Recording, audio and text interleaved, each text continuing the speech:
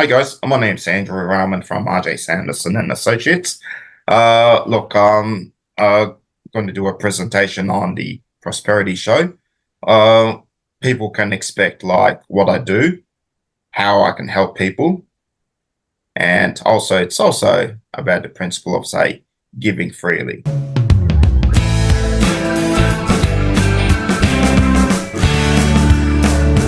Ladies and gentlemen, welcome to yet another exciting episode of the Online Prosperity Show. I'm your host, Prosper Taruvinga, and today we have a financial superhero in our midst. Now, Andrew, how are you doing, my man? Yeah, good mate, very good. So life's good. The weather's getting better, I think, but all good overall. Absolutely. You see, the thing about Melbourne is we hardly ever talk about the weather because you could actually be caught lying. It could Mm. be sunny and nice in a second that you're talking, and then by the time I'm speaking, it's thunderstorm and hailstorm. And so that's just a gift that we have, in our lovely city here. It's But yeah, Melbourne weather is very unique. I had a friend a few years back who came from the States. He went out to the city by himself in his shorts and singlets. I said, mate, that's not going to do. Get a raincoat and like that. And guess what? He came back all drenched. Absolutely, I quite like that. You see, in Melbourne, it's one of those places where you have to wear a fair coat, gum boots, and an umbrella while going to the beach because you never know what you're going to expect. So, now for those that are watching, you might be thinking, "Why are these guys talking about the weather and everything else that comes along with it?" Like I said, today we've got a financial superhero in our midst, somebody who's not just there to crunch numbers, but to actually help you build your business and wealth like a pro. I want you to meet Andrew Rahman, a partner and CPA at RJ Sanderson and Associates. He's also a business coach, wealth mentor, and also a specialized tax advisor. He comes with over 23 years of experience, not talking about the weather, but he's been helping clients from diverse industries, including manufacturing, processing, professional services, and even startups. And what he does best is help them turn their tax burdens into opportunities of growth. Now, I've seen this man firsthand every single time working with clients across these boards, and I've got nothing but respect for him. But obviously, that's why we've got him on the show today. It's not about, where he's been or whatever it is. We just need to know how he actually manages to get everything done, especially, when the text time comes and everything is, under the crunch. Now, Andrew, I've got to ask you, man, I mean, how do you actually manage to make taxes exciting for people? Or is it just about the thrill of you finding those hidden deductions? Or is it something that you just love doing every single day? No, look, what I do, so like if I look at a business woman or businessman's affairs, I'll say, look, this is how much tax you'll pay. And then I don't go into the accounting tax jargon. That's it. That's just going to confuse them. Okay. I'll just say, and if you do planning and strategy properly, this is how much tax you'll pay lower. So I found that business clients understand dollar value. So who wants to pay $100,000 when, let's say, this person only can get away with paying 60,000? Do you want $40,000 in your pocket or 40,000 in the taxman's pocket? No, I know where I want that 40,000 being, my man, and definitely in my pocket. But there's a lot of jargon and technicalities that go with the accounting profession. How do you actually obviously make that very simple for people to understand? Because I don't think people are as well equipped to understand money as Look, you. the trick to it is like putting figures on paper.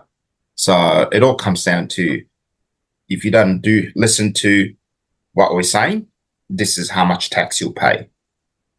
So when I explain accounting jargon or try to explain accounting jargon, I get glazed looks. So what I found in the last 10, 13 years, I've learned is that, okay, people understand figures more than they understand, say, jargon like division 7A, debit loans issues, shareholder loans, all that. So people don't understand what that is. So I got to put it into a picture, say into a language that's easy for them to understand. And what I found is that if I put the figures in place, that this is how much you owe the company, and this is how much tax that's likely to be payable if you did not listen to what we did, okay? But if you did listen, then the effect will be much less onerous, okay?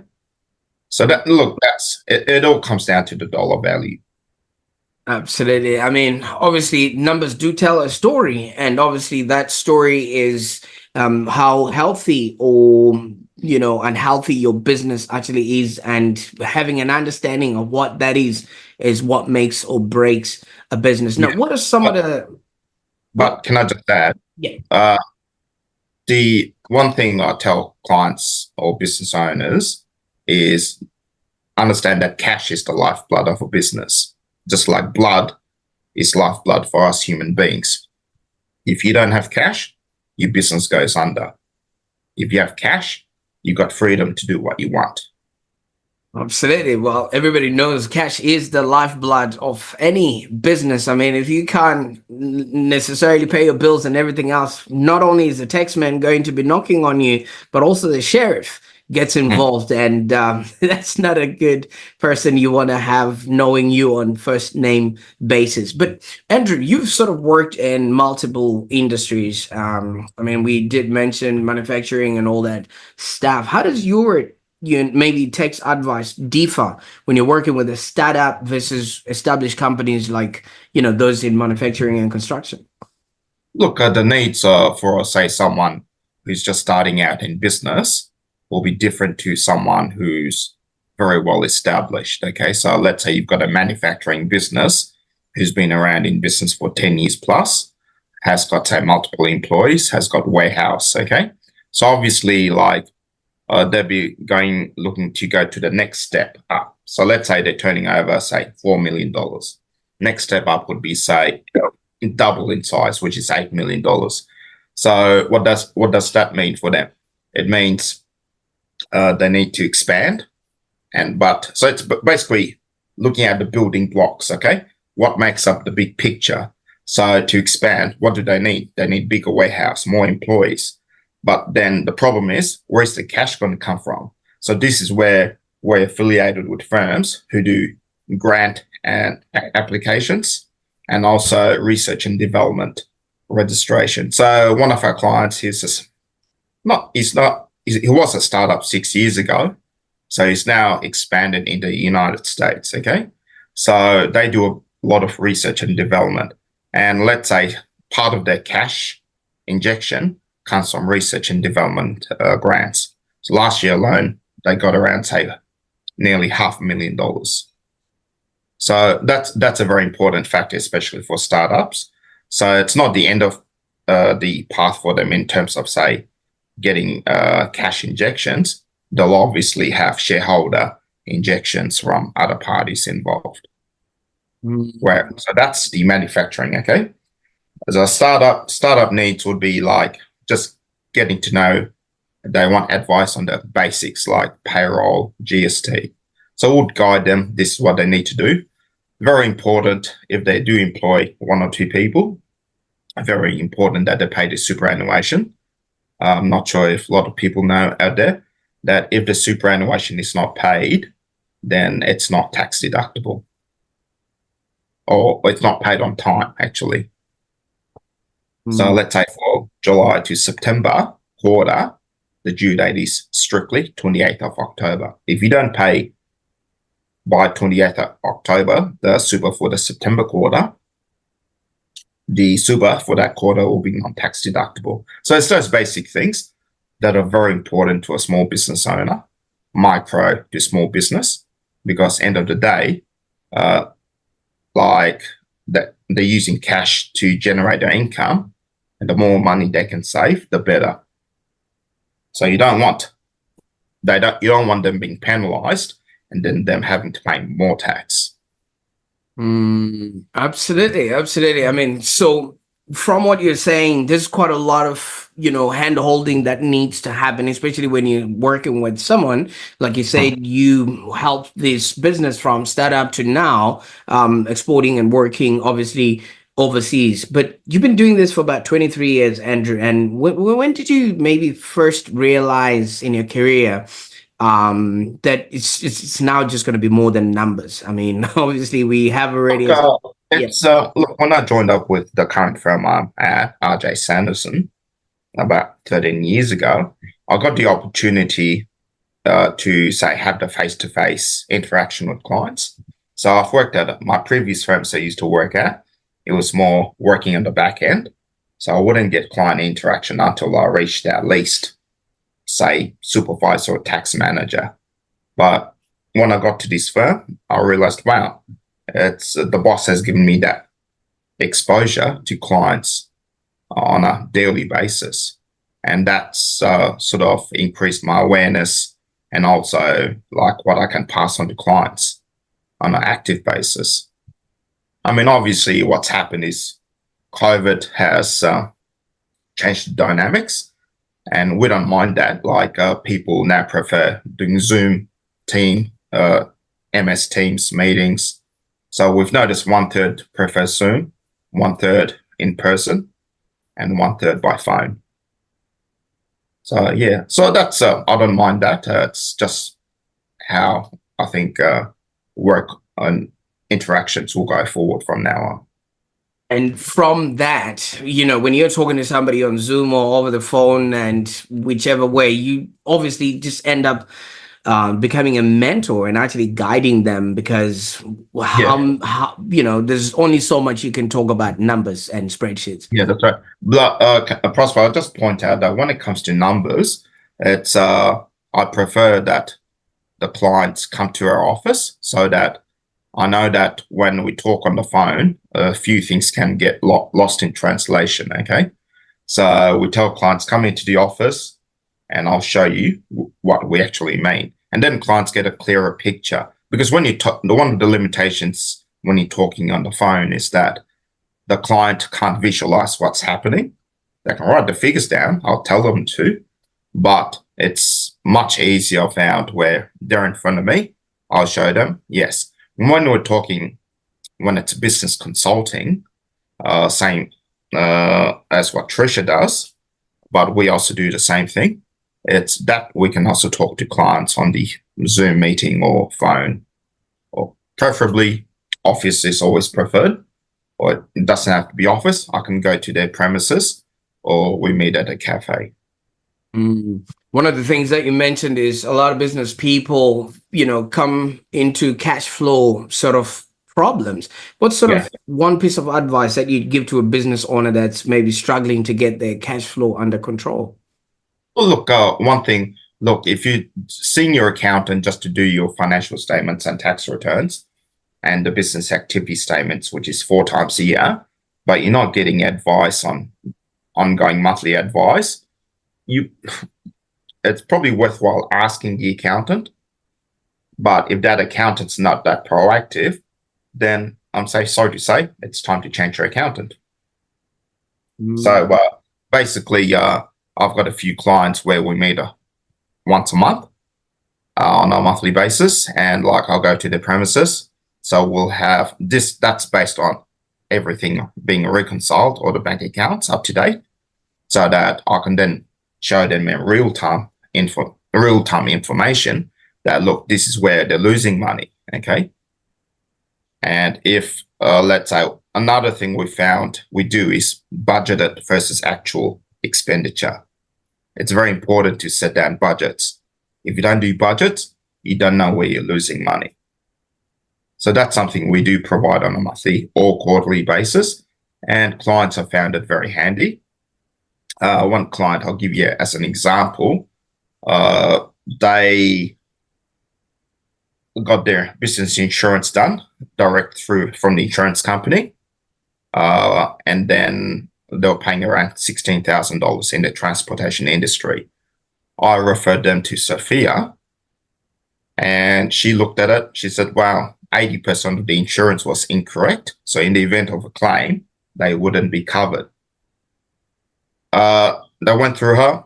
They still had to pay similar. I think it was about 14,000, but they were covered. So the important thing is like, it might be costly, but are you covered also from an insurance perspective? Okay. From a cash flow, just to answer your question, it's going through all those items in their expenditure list and saying that, are these necessary? Another thing we do is like, we look at private expenditure. So when we've noticed with some clients that it all depends on the mindset, that when clients have the sudden injection of money, they say, wow, we got all these possibilities. They might then just go out, get a Mercedes, get a God knows what, okay? And then 3 months go by, and then they realize cash flow is very tight. So I had another client who had 4 Mercedes. I said, do you really need 4 Mercedes?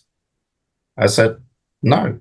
I said, okay, they got rid of 2 of the Mercedes and the other 2 used in the business. So cash flow, again, it's very important. So all these, what your profit and loss will show will never reflect what the bank shows. The profit will show the profit of, say, 100,000. The bank will show a cash balance of 10,000. So I'll tell them this is where the difference is.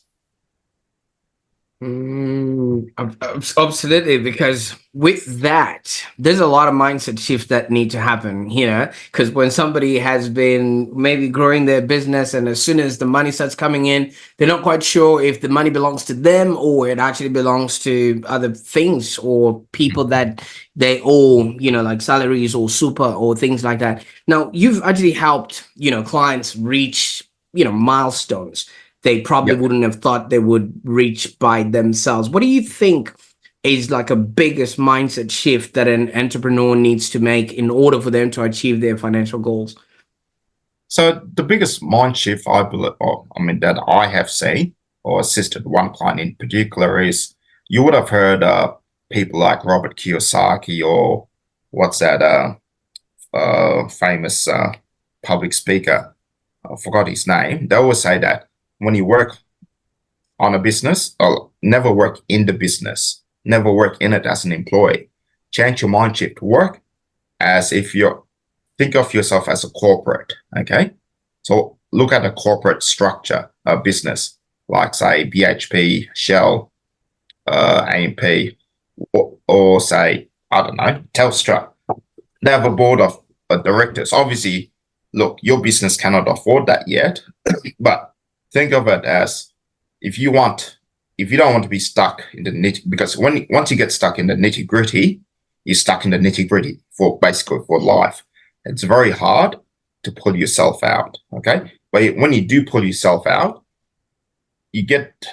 so what I mean by that is, in a business, you get help from people who are good at what they do. So say Prosper, you're good at SEO, okay, and marketing. So let's say I've got a client who needs assistance. I told them, never ever waste your time doing SEO market, okay? Get someone like Prosper to do it.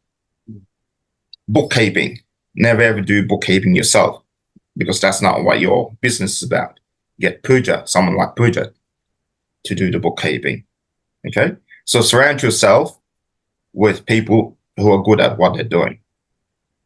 No business owner should be, or what they say, they should be multi-skilled, but they shouldn't be doing one of those things. They should just be concentrating, have laser vision, as someone once told me, laser tunnel vision, and just do what you're good at, is generating more business for the business.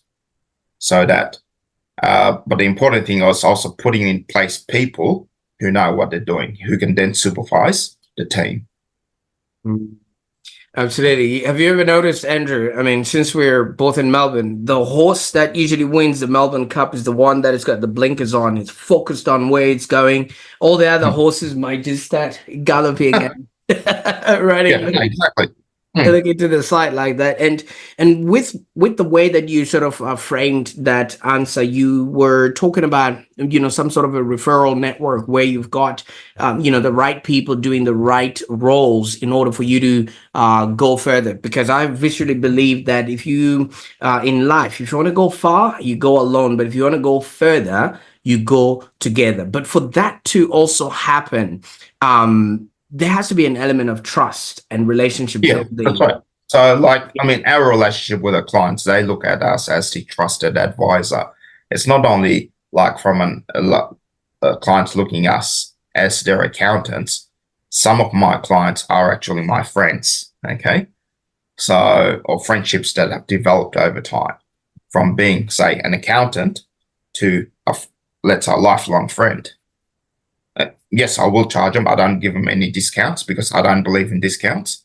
But it's that friendship which is more important. Okay, so if they need help, like let's say they need someone like a real estate, they're selling one of their properties. I say, okay, look, mate, I've got someone by the name of Khan. He's of Ristic Real Estate. I'll forward you his details. So that guy basically trusts me because I've done his stuff for many years.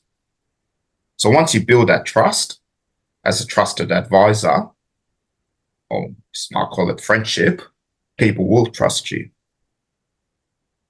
Absolutely. And people buy from those that they know, like, and trust. So when people come to your doorstep or you've been referred, what sort of services can they anticipate, and what's the best way that people can get a hold of you?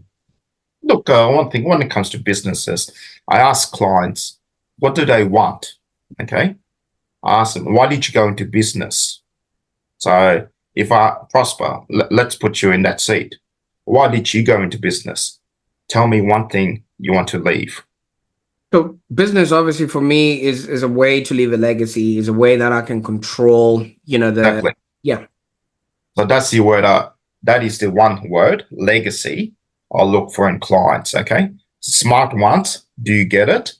And so it's leaving something for the next generation to work towards. Okay. It's so when the new clients come to us, that's a starting point.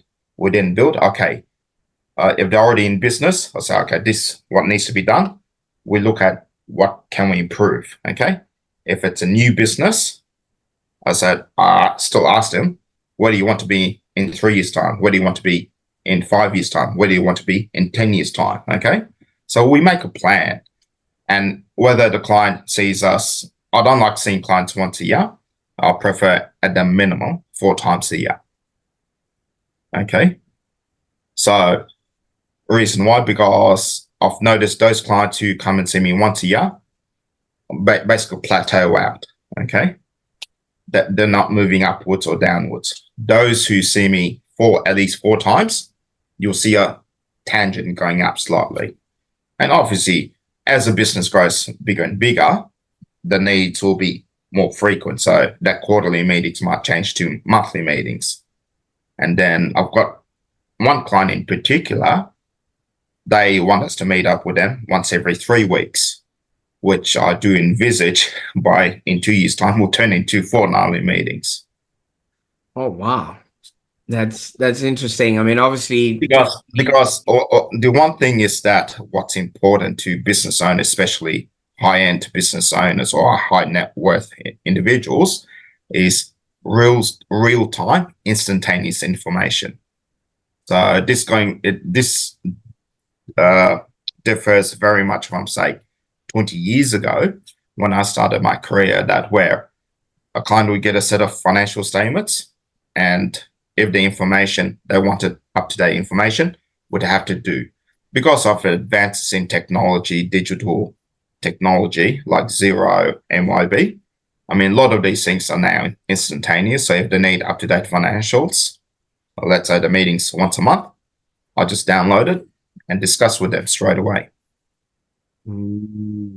Absolutely, absolutely. And what would be the best way that maybe somebody can get a hold of you after watching this video, and they feel like maybe they could speak to you to be their trusted advisor? No, look, phone, get in touch with me by mobile phone or email. So every so often I do get queries on by email, and then I'll always endeavor to return a call or email within 24 hours. Okay. Absolutely. I mean, I'm probably a bit biased if it's a business, uh, and they're nearby, we'll meet at a cafe if they want to, or they can come to the office. Absolutely. I will put all the information in the show notes so that people will be able to get in touch with you if the need arises. Now, you did mention obviously 23 years in the business, and you've obviously seen a lot of these changes come and go. I'm a little bit curious. I mean, the finance sort of industry is very quick to adopt, new technology and things like that, like the cloud. You guys are all over that now. I'm just curious, how do you see the role of a CPA evolving with the rise of maybe automation and AI in finance?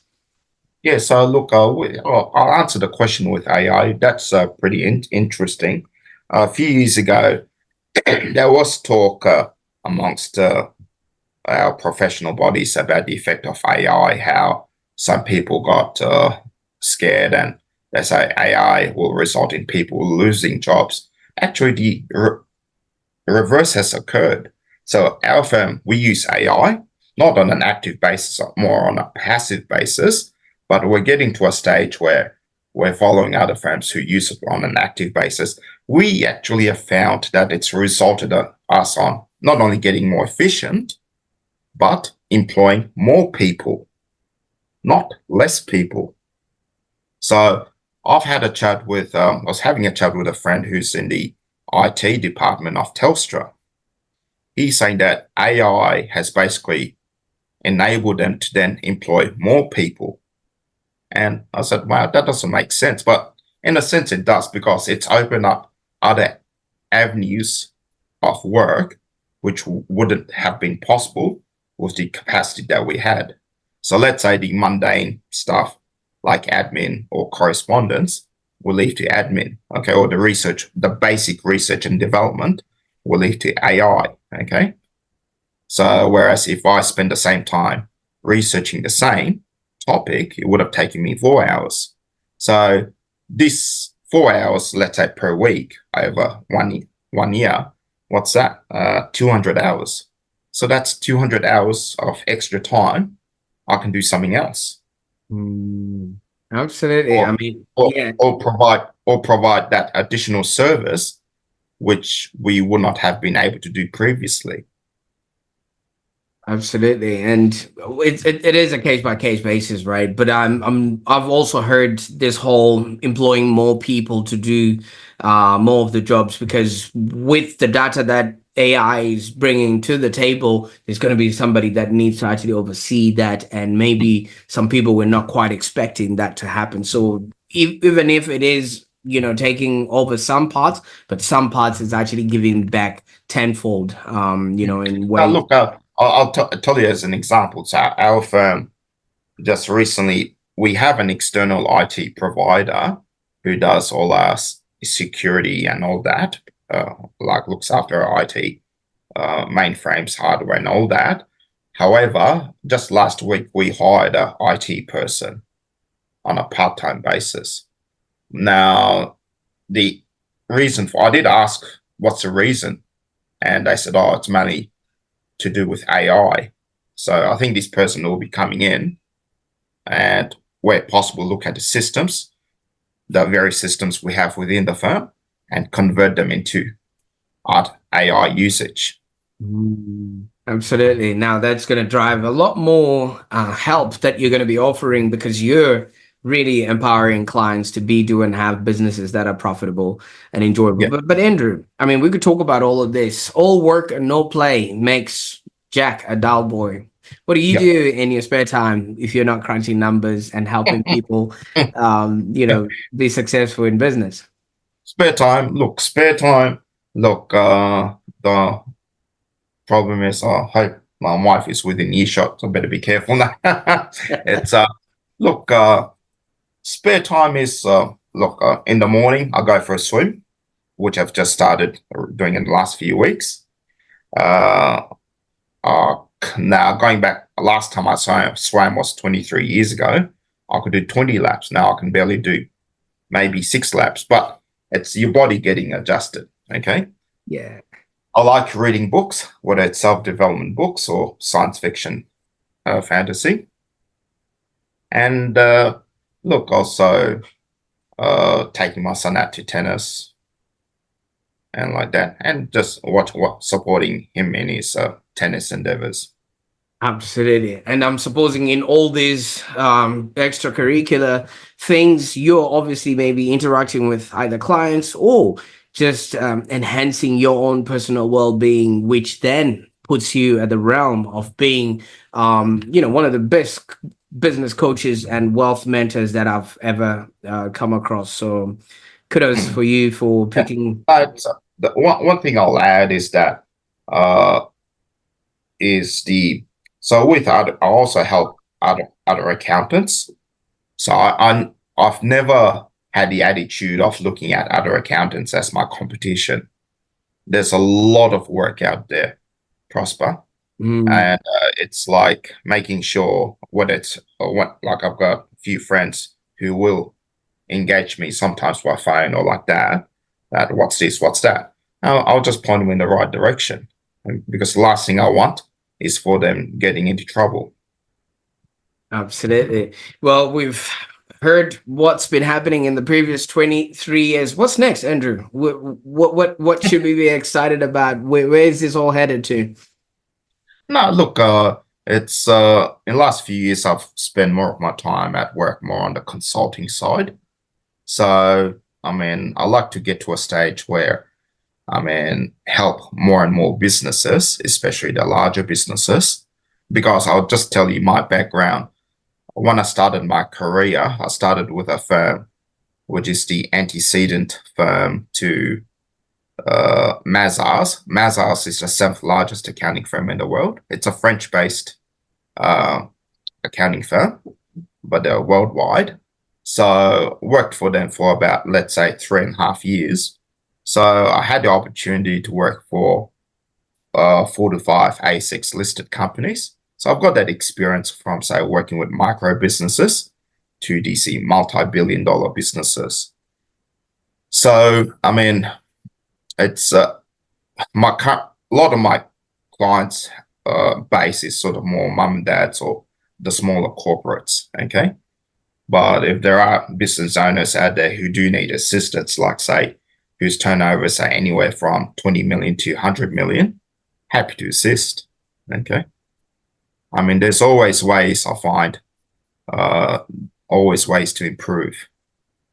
Absolutely. Well, Andrew, I can't thank you enough for the time that we've spent on the call today. I mean, we really got to know, your journey, your story, and how you're actually, contributing to other people there. I viscerally believe in life. We're here to live, to learn, and to contribute. And you've lived the life that you chose, and you've learned from what you've said, the experience that you have, the 23 years, and also you continuously learning with the books that you are reading, and now you're just sending the elevator down to help others be, do, and have a business that's profitable and enjoyable. And I can't thank you Mm. enough for the insights. And the biggest thing, Prosper, is to give freely. Absolutely. Well, as we always repeat and always say, give us gain, because the more you help other people get that which they want, you will definitely get that which you want as well. So I really appreciate your time with us today on the call. Cool. No, thank you very much for the opportunity, Prosper. Absolutely. For those that are watching, thank you so much for tuning in. And if you're looking to get more out of your financial planning or just business strategy or accounting needs, I think you definitely want to connect with Andrew. And be sure to check out his work at RJ Sanderson and Associates, where he and his team can actually help take your business to the next level. And hey, if you actually enjoyed watching this episode as much as I did, even though I speak to Andrew almost on a weekly basis, I would suggest you go ahead and maybe rewatch this and actually get the bits of information that were thrown in sparingly, and as Andrew has said, give us gain. Those that actually give the most will be able to gain the most. And in true give us gain fashion, if you found this episode as intriguing as I did, be sure to share it with an entrepreneur who's probably finding it difficult to stay on top of their cash flow, because they might learn a thing or two, when it comes to creating a business that's profitable and enjoyable. And in the meantime, enjoy the rest of your day. Bye for now.